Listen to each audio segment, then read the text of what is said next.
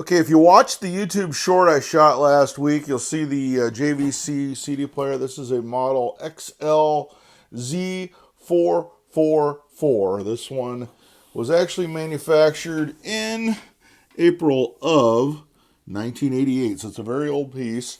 I went to fix it. This had a problem where the eject wasn't working on the player, which I guess happens with a lot of these things. And I'm going to give you some tips and stuff. I did fix this one. This one does work now, as you can see. So I'm going to tell you exactly what you need to know. First of all, these two Allen screws are not Allen screws. They're dummy screws. Do not try to loosen them or you will strip out the little thing where it's Allen.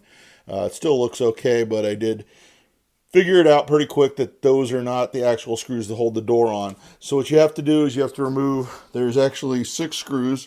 2 here, 2 opposite side, and on the back, this one and that one. So I'm going to remove those now, and the next thing you'll see is this thing open. Okay, so now we got this thing open. It's really 6 screws, like I said. Now, if your eject isn't working, what you need to do is when you hit eject, you lift up on this a little bit, and it will eject. And then right now, this one will eject because I already replaced the belt. You see it pops open. Now, if you look down in there, that is the O-ring I used from Home Depot instead of the belt. Now, how do you get the tray out? You want to get the tray out to get to that. There's 2 screws, one here and one here. Once you take those screws out, this tray will actually slide out.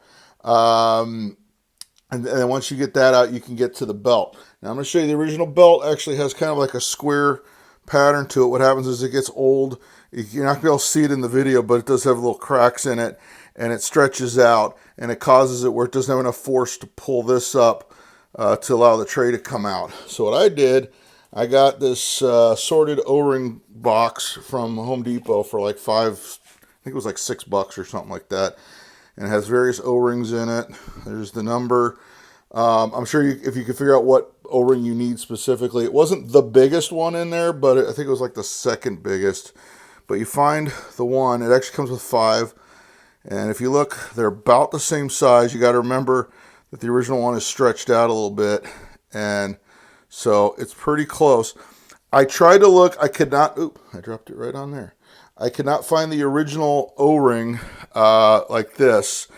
Now, there is a site, if you Google this machine, and it's one of those repair sites where they give you advice on repairing things. And, of course, they gave a part number. I ordered that part number and they sent this, and this was like $3 and then $7 to ship this, if you could believe this, from Torrance, like literally not that far from my house. They could have just stuck it in an envelope with like 2 stamps. It would have got her anyway. And then they wound up actually delivering it to my next door neighbor by accident. That is actually the smaller belt. They call this the counter belt. I'll show you the part number. That is not the part number you need. That belt is actually for the tracking for the laser, which that's not the one that went bad. This is the one for the eject. So if you see that site, do not order that belt. You'll get the one that's too small. And I tried to find it. I could not find the correct one. I could not find a part number. All the belts for CDs and DVDs, none of them showed this model. So I just said, hey, let's try an O-ring. So that's what I did. And it seems to be working just fine. It opens, it closes. I've saved a CD player that likely would have wound up in the landfill. Here, I'll put Patsy Cline in there. I'm not going to play music, obviously, because that's YouTube.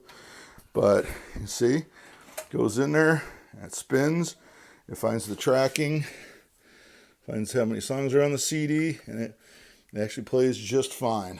So, like I said, if you have one of these old CD players and you just want to save it, which is great because I got this one for free, and I just used literally a cheap O-ring from Home Depot to save it. And there you go.